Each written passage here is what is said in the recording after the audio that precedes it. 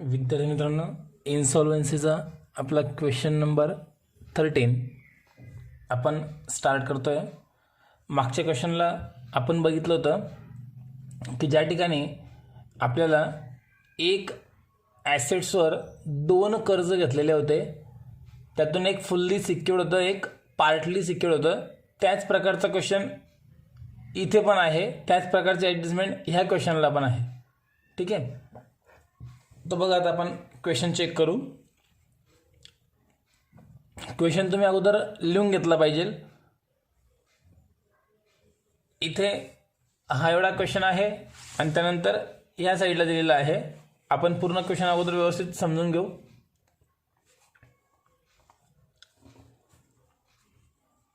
Mister Rahul became insolvent. Rahul insolvent झाला on 1 जानेवारी 2016। 1 जानेवारी 16ला राहुल दिवाळखोर झाला। हिज पोझिशन वाज ॲज फॉलोज, आणि त्याची पोझिशन काय होती बघा। सन्ड्री डेटर्स, आता डेटर्सची अमाऊंट होती, गुड आहेत 20,000।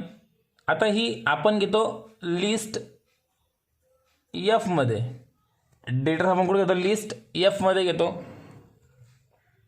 एफ मध्ये गुड म्हणजे दोघी कॉलम मध्ये 20,000, डाऊटफुल आहेत 20,000, इस्टिमेट टू प्रोड्यूस 10,000। म्हणजे बघा गुडचे 20,000 दोघी कॉलम मध्ये सेम होतील, डाऊटफुल 20,000 होते, त्यातनं रिअलाइज झाले 10,000। म्हणजे पहिल्या कॉलम मध्ये 20,000, रिअलाइज व्हॅल्यू मध्ये 10,000, म्हणजे इथे 10,000 रुपये बॅड डेट झाले। आणि बॅडचे अजून पुन्हा दिले 10,500, ते फक्त पहिल्या कॉलम मध्ये येतील। म्हणजे एकूण टोटल लॉस, या 20 पैकी काही लॉस नाही झाला, या 20 पैकी 10 मिळाले, 10 लॉस आणि 10,500 लॉस, एकूण 20,500 रुपये बॅड डेट म्हणून लॉस घेणार। पुढे इन्व्हेस्टमेंट इन शेअर्स, शेअर्समध्ये इन्व्हेस्टमेंट केलेली आहे। इस्टिमेट टू प्रोड्यूस 91,000 आणि बुक व्हॅल्यू आहे 1,10,000। 1,10,000 चे 91,000 रुपये येणार आहेत। जर याच्यावर कर्ज असेल तर बी किंवा सी मध्ये येईल, कर्ज नसेल तर सरळ सरळ लिस्ट ई मध्ये येऊन जाईल। बघू आपण पुढे। क्रेडिटर्स ऑन ओपन अकाउंट, हे आपण मागच्या क्वेश्चनला पण बघितलं, अनसिक्युअर्ड क्रेडिटर्स असतात, list A. Mrs Rahul loan, पत्नीकडनं कर्ज घेतलेलं आहे, लिस्ट ए मध्ये येईल। बघा आता ज्या ॲडजस्टमेंट करता आपण उदाहरण सिलेक्ट केलं आहे ती adjustment. Creditors holding first charge on investment, बघा फर्स्ट चार्ज म्हटलेलं आहे। क्रेडिटर म्हणजे लोन, कशावर लोन, इन्व्हेस्टमेंटवर। इन्व्हेस्टमेंटवर पहिलं कर्ज म्हणजे दुसरं कर्ज पण आहे, म्हणजे एकच ॲसेट्सवर आता दोन कर्ज आहेत। मागच्या उदाहरणासारखं सेम क्वेश्चन, 40,000 आहे पहिलं loan. Creditors holding second charge on investment, बघा सेकंड चार्ज आहे क्रेडिटर्सवर, इन्व्हेस्टमेंटवर कर्ज आहे टू द एक्सटेंट ₹30,000, फक्त किती हजारपर्यंत दुसऱ्या लोनसाठी सिक्युरिटी आहे 30,000 पर्यंत। पहिलं कर्ज कितीचं आहे, 40,000चं, दुसरं कर्ज आहे 35,000चं। पहिलं कर्ज पूर्ण पेड होतं, कारण पहिलं कर्ज पेड होतं म्हणून तर दुसरं कर्ज घेतलेलं आहे। तर पहिलं कर्ज 40,000चं आहे, दुसरं कर्ज 35,000चं, त्याला सिक्युरिटी फक्त 30,000ची आहे इन्व्हेस्टमेंटची। म्हणजे हे कर्ज पूर्ण पेड होणार नाही एवढं फायनल आहे, म्हणजे याला घेऊ आपण पार्टली सिक्युअर्ड क्रेडिटर्समध्ये।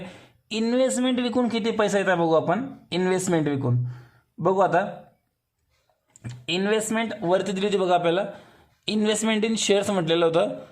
1,10,000 रुपयांचे 91,000 आले, त्यातनं पहिलं कर्ज पूर्ण पेड होईल की नाही, बिलकुल। पहिलं कर्ज कोणतं, 40,000 पेड करण्यासाठी 1,10,000 कामात नाही येणार, 91,000 कामात येतील, पण 91 मधून 40 पूर्ण पेड होतील, म्हणजे हे कर्ज पूर्ण पेड होतंय। लिस्ट बी मध्ये घेऊ, 91 मधून 40 पेड केले, 51,000 शिल्लक राहत आहेत। 51,000 मधून दुसरं कर्ज 35चं आहे, ते पण पूर्ण पेड झालं असतं, पण 35,000 पूर्ण सिक्युरिटी 51,000ची नाही आहे 35,000ला, त्याला सिक्युरिटी फक्त कितीची आहे, 30ची आहे। मग मागच्या क्वेश्चनला आपण जसं सेम घेतलं होतं, सेम तसा क्वेश्चन आहे की ज्यामध्ये आपल्याला काय करायचं आहे, लिस्ट बी मध्ये जो सरप्लस होईल 51,000, त्या 51,000 मधून 30,000 रुपये आपल्याला लिस्ट सी मध्ये ट्रान्सफर करायचे आहेत, समजलं। आणि तिथला बॅलन्स 5,000 होईल तो बाहेर, आणि 91 मधून 30 ट्रान्सफर केल्यानंतर जो 91 मधून 40 पेड करून 51 उरेल, 51 आपण 30 ट्रान्सफर केले तर 20,000 रुपये आपला राहील सरप्लस. तो आपण सरप्लस ट्रान्सफर करू. 21,000 सोबत जो राहील तो. पुढे बिल डिस्काउंटेड 6,000 आहेत, of which 3,500 likely to be dishonour. 2 ठिकाणी घेतो बघा आपण याचा परिणाम. 2 ठिकाणी कुठे कुठे घेतो, एक लिस्ट ए मध्ये घेतो आणि एक अदर लॉसमध्ये घेतो. कोणती अमाऊंट घेणार, फक्त 3,500. 6,000ची काही घेणं नाही. Creditors for rent and taxes 3,000 दिलेले आहेत, त्यातलं 1,500 प्रेफरन्शियल आहेत. म्हणजे 1,500 आहेत ते लिस्ट डी मध्ये घेऊ आणि जे उरलेले आहेत ते लिस्ट ए मध्ये घेऊ. म्हणजे 3,000 पैकी 1,500 प्रेफरन्शियल आणि उरलेले 1,500 अनसिक्युअर्ड. फर्निचर 4,000 आहेत. Estimate to produce 3,000. यावर काही कर्ज नाही आहे. लिस्ट ई मध्ये येईल, कॅश ई मध्ये येईल. स्टॉक इन ट्रेड 35,800 रुपयाचा स्टॉक आहे. इस्टिमेट टू रिअलाइज आहे 30,000. लोन याच्यावर नाही आहे, लिस्ट ई मध्ये येईल. बिल्स रिसिवेबल 13,000चे 7,000 आले, लिस्ट ई मध्ये येईल. लॉस ऑन स्टॉक एक्सचेंज बघा, स्टॉक एक्सचेंजमध्ये लॉस झाला आहे 12,000 रुपये. एकच परिणाम करू आपण अदर लॉसमध्ये, एकच परिणाम अदर लॉसमध्ये. नंतर पुढे लोन टेकन फ्रॉम फ्रेंड, मित्राकडनं कर्ज घेतलं, सिक्युरिटी नसेल तर लिस्ट ए मध्ये चाललं जाईल. ओके, पण कावर घेतलंय बघा, फॉर डॉटर मॅरेज, पण मुलीच्या लग्नासाठी घेतलेलं आहे. मला सांगा आता हे कर्ज बिझनेसचं आहे का, बिलकुल नाही. मग हे ड्रॉइंग म्हणून पण घ्यावं लागेल. 2 ठिकाणी घेणार, लिस्ट ए मध्ये पण घेणार आणि ड्रॉइंग मध्ये पण घेणार. कारण कर्ज तर आहे वैयक्तिक म्हणून आपण त्याला ड्रॉइंग मध्ये ट्रान्सफर करणार. आणि इथपर्यंत आपले बॅलन्स आपण पूर्ण समजून सांगितले. पुढे काय म्हटलं बघू आपण.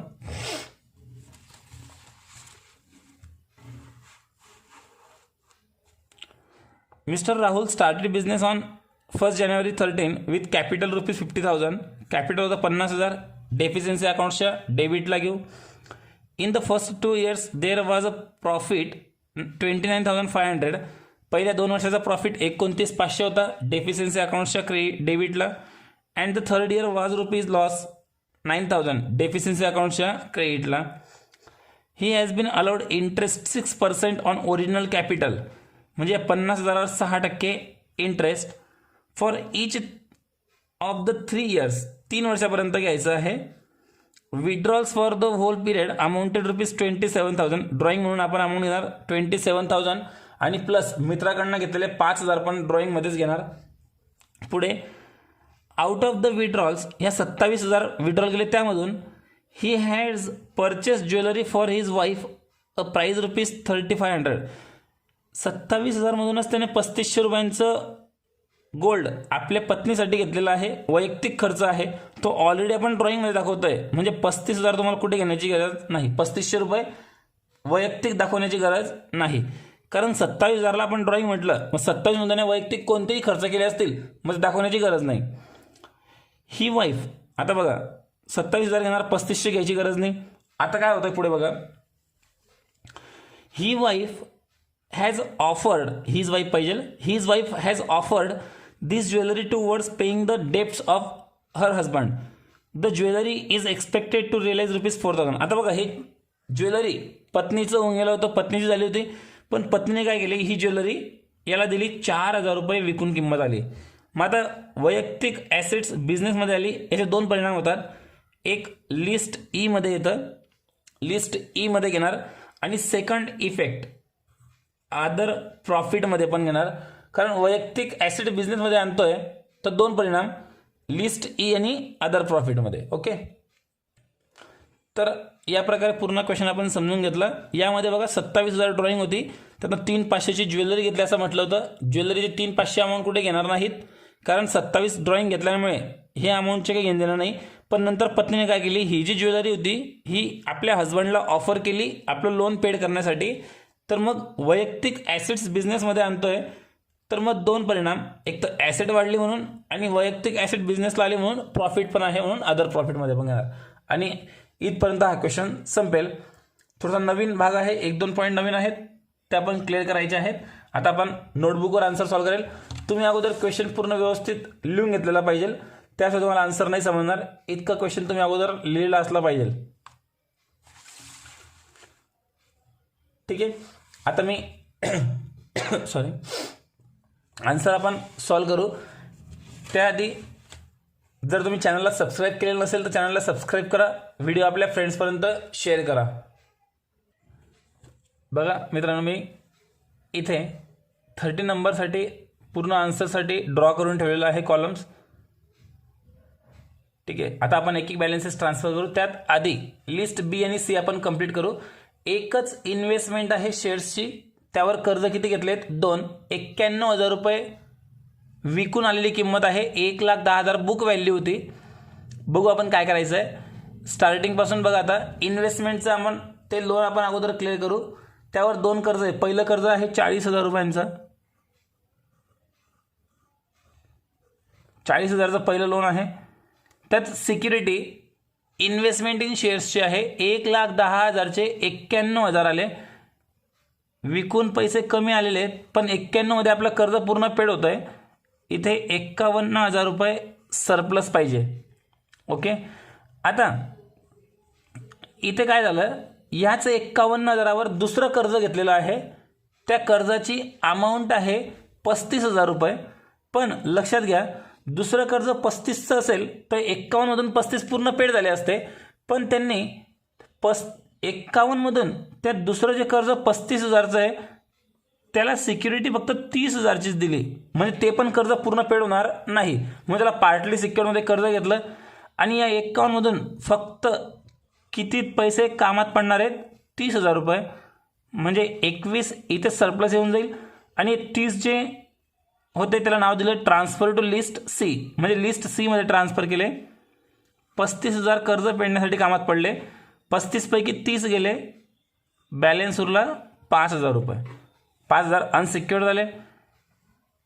आता इथे लक्षात घ्या, बॅलन्स तर सगळे आपण ट्रान्सफर केले. जेव्हा शेअर्सची अमाऊंट पुन्हा आपण एक वेळा बघू, त्यात लक्षात येईल 1,10,000 रुपयांचे शेअर. किती रुपयाचे शेअर होते? 1,10,000 रुपयाचे शेअर कितीमध्ये विकले गेले? फक्त 91,000 मध्ये. तर शेअर्स विकून लॉस झाला आहे आपला 19,000. तर तो 19,000 रुपये लॉस आपल्याला इथं घ्यायचा आहे अदर लॉसमध्ये.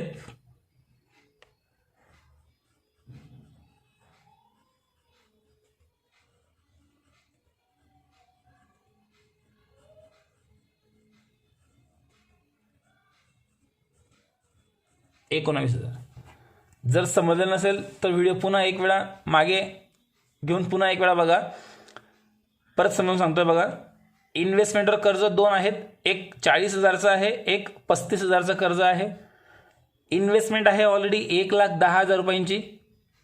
ती विकून फक्त आले 91,000 रुपये. मग कर्ज फेडण्यासाठी आपण विकून आलेली किंमत वापरतो. 91,000 रुपये घेतले.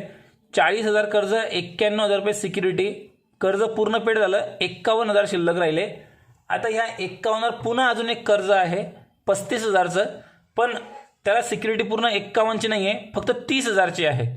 म्हणून 35,000चं कर्ज आणि सिक्युरिटी 30,000, कर्ज पूर्ण पेड होणार नाही. म्हणून त्याची नोंद आपल्याला लिस्ट सी मध्ये करावी लागली. मग इथे 51 मधून आपण 30 काय केले? सी मध्ये ट्रान्सफर केले. आता शिल्लक राहिले आपल्याकडे 21,000. त्या 21,000ला म्हटलं आपण सरप्लस. तो सरप्लस आपण इथं नोंद केला. आता हे कर्ज 30,000 रुपये लोनसाठी कामात पडले. 35 पैकी 30 गेले, 5 अजून पण द्यायचे बाकी आहेत. आणि पूर्ण इथे ही ॲडजस्टमेंट संपली. जो लॉस झाला शेअर्स विकून तो पण आपण ट्रान्सफर केला. आता स्टार्टिंगपासून घेऊ आपण. काय म्हटलं बघू पुढे.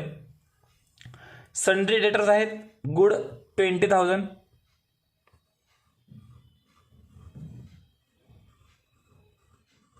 $20,000चे घेतले. नंतर डाऊटफुल 20,000चे आले 10,000.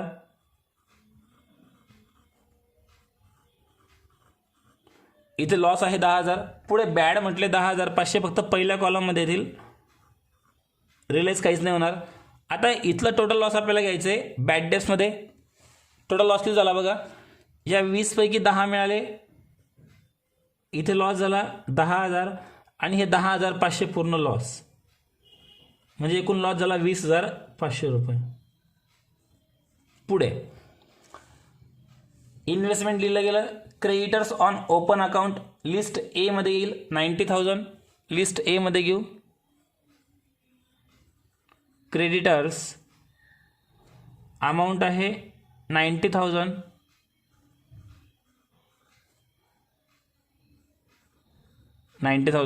पुढे क्रेडिटर्स ओपन अकाउंट झालं तर मिसेस राहुल लोन पत्नीकडनं घेतलेलं कर्ज आहे. लिस्ट ए मध्ये येईल मिसेस राहुल लोन म्हणा किंवा वाईफ लोन म्हणा. अमाऊंट आहे 5,000. 5,000 अमाऊंट बाहेर. पुढे क्रेडिटर्स होल्डिंग फर्स्ट चार्ज झालं, सेकंड चार्ज पण झालं. बिल डिस्काउंटेड होतं 6,000चं आणि त्यातनं डिसऑनर झालं 3,500. दोन परिणाम करतो आपण, एक लिस्ट ए मध्ये आणि एक अदर लॉस मध्ये. लिस्ट ए मध्ये घेऊ. बिल डिसऑनर आणि फक्त जी डिसऑनर झालेली आहे ती अमाऊंट घ्यायची 3,500. सेकंड इफेक्ट अदर लॉस मध्ये पण घ्यायचा. बिल डिस्काउंटेड 3,500 रुपये. नेक्स्ट पुढे काय म्हटलंय, creditors for rent rates and taxes 3,000 रुपये दिलेले होते. रेंट रेट टॅक्सेसची अमाऊंट दिली टोटल 3,000 रुपये.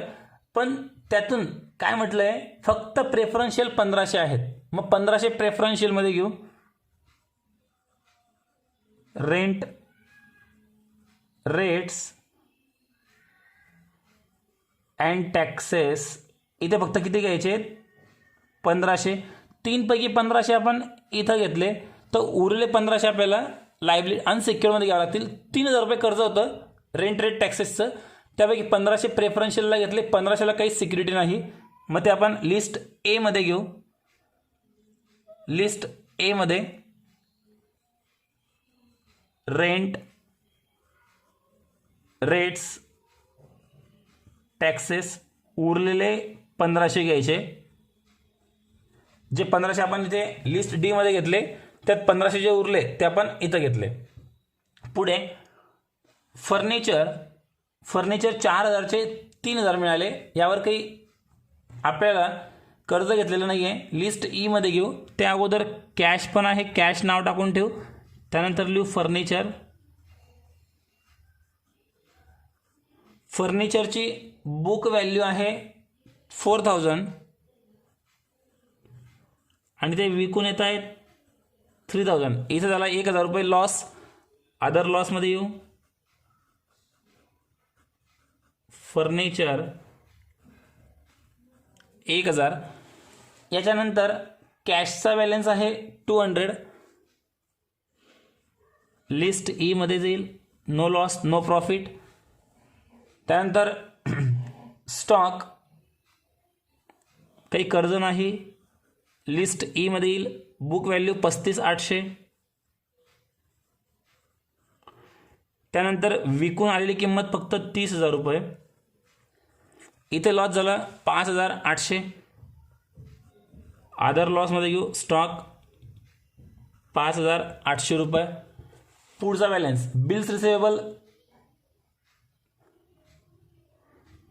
बिल्स रिसिवेबलची अमाऊंट आहे 13,000. त्याचे विकून आले 7,000. मग इथं घेतो आपण लिस्ट जी मध्ये 12,000 बुक व्हॅल्यू, विकून आले 7,000. इथे लॉस झाला 5,000. तो लॉस घेणार पुन्हा आपण अदर लॉसमध्ये. बिल्स रिसिवेबल अमाऊंट 5,000 रुपये. 12मधून 7 गेले 5,000. यानंतर लॉस ऑन स्टॉक एक्सचेंज एकच परिणाम. अदर लॉसमध्ये लॉस ऑन स्टॉक एक्सचेंज 12,000 रुपये. पुढे loan taken from friend for daughter marriage. मुलीच्या लग्नासाठी कर्ज घेतलेलं आहे. देणं तर आहे. बघा समजून घ्या, दोन परिणाम कावर झाले. देणं तर आहे म्हणून लायबिलिटीमध्ये येईल. Loan from friend 5,000. देणं तर आहे म्हणून आपण त्याला लायबिलिटीमध्ये घेतलं, पण हे कर्ज बिझनेससाठी घेतलं होतं का? तर बिलकुल नाही. हे कर्ज कशासाठी घेतलं होतं? मुलीच्या लग्नासाठी. म्हणजे हा वैयक्तिक खर्च आहे म्हणून त्याला आपण ड्रॉइंग पण म्हणणार. मग इथे ड्रॉइंग बघा दोन प्रकारे. इथे ही एक ड्रॉइंग झाली पहिली अमाऊंट, जे आत्ता 5,000 रुपये आपण बघतोय, आणि एक ॲडजस्टमेंटला पुन्हा एक दिलेली आहे, ती जेव्हा येईल तेव्हा आपण लिहू. हे आत्ताचे 5,000 आपण इथे इनर कॉलममध्ये लिहून ठेवले ड्रॉइंग समोर. ठीक आहे, इथपर्यंत बॅलन्सेस झाले.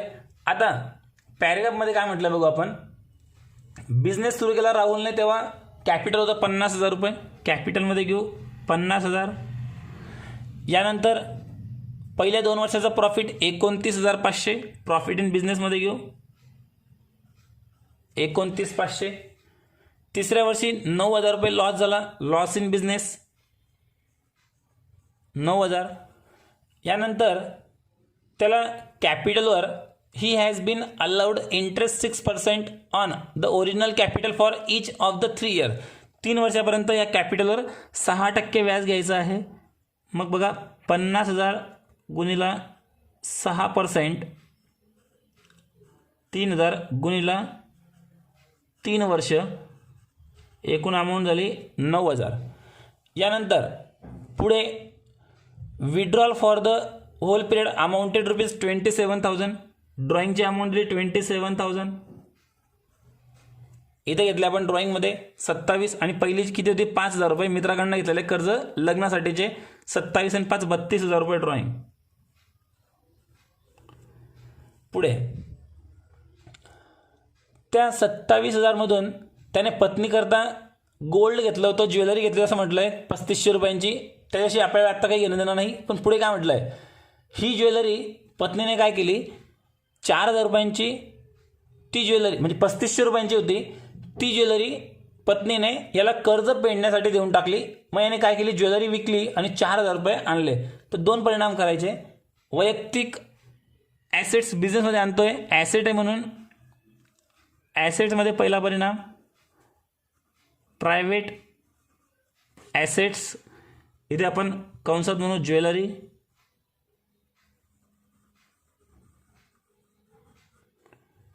फक्त रिअलाइज व्हॅल्यू 4,000 आणि पूर्ण तर पूर्ण प्रॉफिटमध्ये घ्यायचे. प्रायव्हेट ॲसेट्स ब्रॅकेटमध्ये ज्वेलरी 4,000 रुपये, आणि पूर्ण बॅलन्सेस आपण संपवले. आता फक्त आपल्याला अकाउंट्स क्लोज करायचे आहेत. त्याची पद्धत मी समजावून सांगितलेली आहे.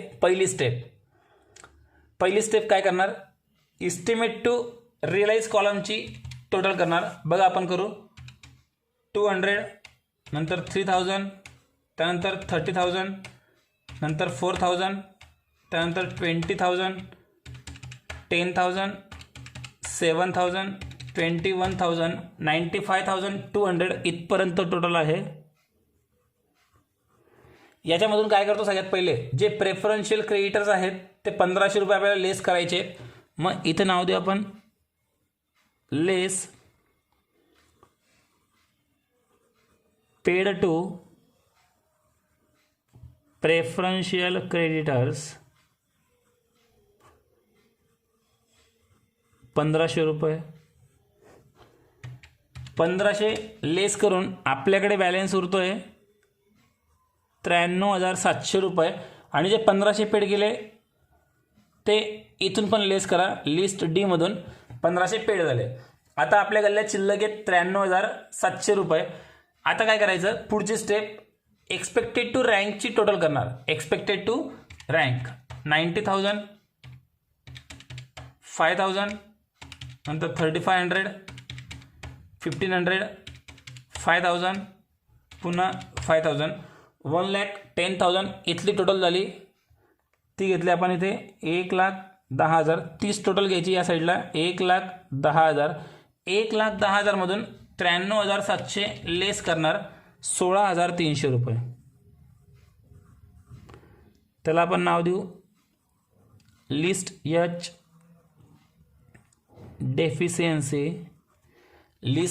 डेफिशियन्सी नाव देणार आणि ही डेफिशियन्सी घेणार आपण डेफिशियन्सी अकाउंटच्या डेबिटला.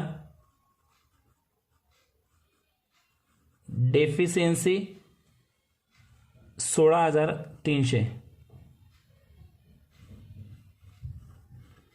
आणि शेवटी डेफिशियन्सी अकाउंटची दोघी साईड टोटल करणार. जर सारखी जर आली तर आपला आन्सर बरोबर.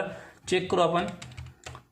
50,000, 9,000, 29,500, 4,000, 16,300, 1,08,800 इथपर्यंत टोटल आली. क्रेडिट साईड बघू आपण. 9,000, 20,500, 32,000, 19,000, 3,500, नंतर 1,000, 5,800, 5,000 आणि 12,000 प्लस 1,000 टोटल आली 1,08,800. आणि इथे आपला क्वेश्चन पूर्ण संपला. आन्सर व्यवस्थित लिहा. क्वेश्चन अगोदर तुमच्याकडे लिहिलेला असला पाहिजे, नंतर मग आन्सर लिहा व्यवस्थित.